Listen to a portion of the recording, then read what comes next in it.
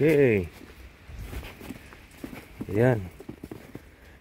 Nag-i-snow na naman po. December 10, 2025.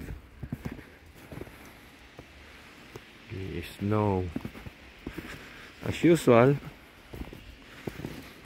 tayo po ay papalit ng tubig. Ayan, inaantay na nila ako. Palit ng tubig. Naglilinis.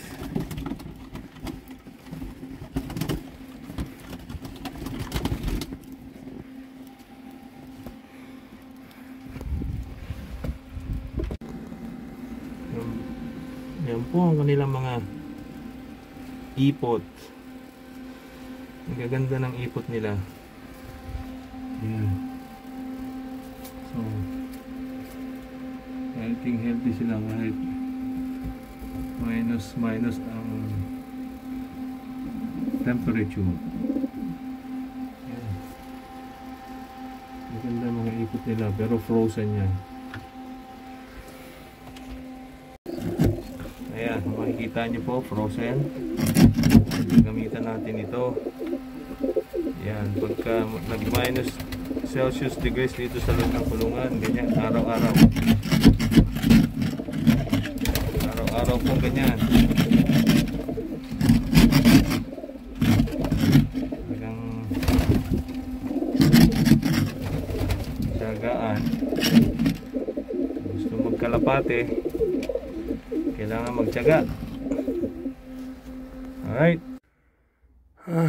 Okay. Ayan po. Pinasok tayo ng mababait. Ayan. May butas doon. May butas doon. Yun. May pinagkainan dyan ng sunflower. Ayan. May butas dito. Ayan. Ayun. May butas doon. Ayan yung kanilang mga dumi, tae. So, lilipat natin lahat ng feed sa mga bucket na ganito. Tapos lilinisin ko yung buong shed. Ang lamig pa naman. Ayan o. Ayan, may butas dyan. Daming trabaho nito. Yan. Yan yung aking mga timba, aking mga bucket. Sana lahat kompleto yung takip.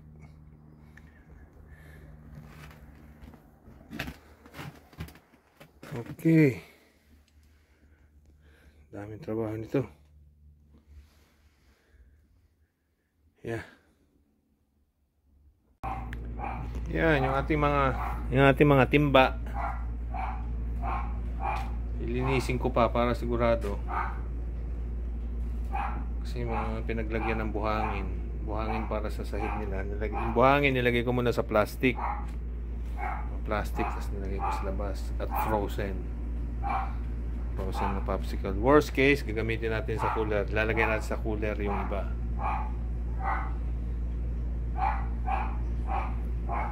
Yan.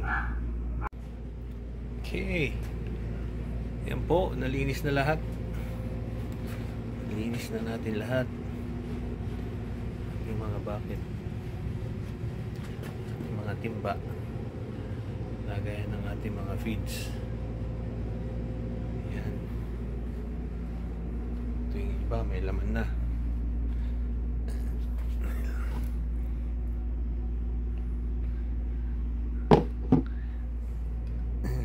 Natin ngayon sa shed ulit.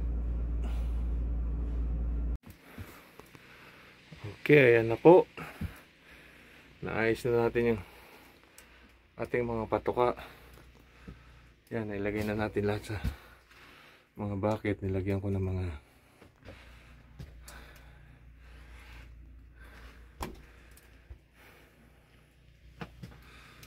sign para alam ko kung alin ang alin. Yeah. Yan, siguro naman hindi na dadaga. Hindi na. Nung isang beses kasi naglinis ako, naiwan ko itong nakabukas. Siguro nasalisihan ako. Supposed to be mouse proof to eh. Ginawa ko tong mouse proof eh, oh.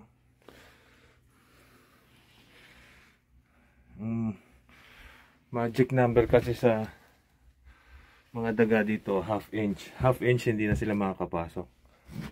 Pero nung isang beses nga, hindi ko na isara yata.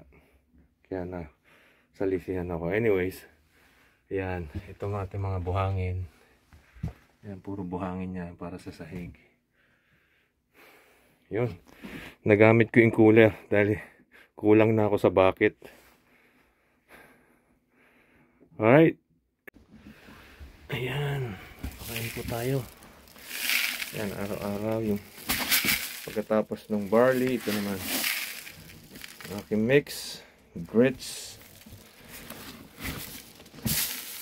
mix, then grits, tsaka hay. Kaya pag naubos na yung barley after half an hour, tsaka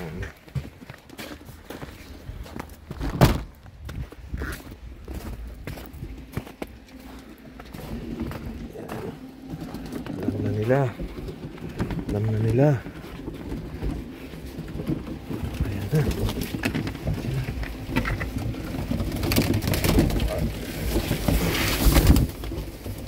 Pasok na, pasok na. Pasok na, pasok na. Sila. Gating sila. Parang ano siya, red check.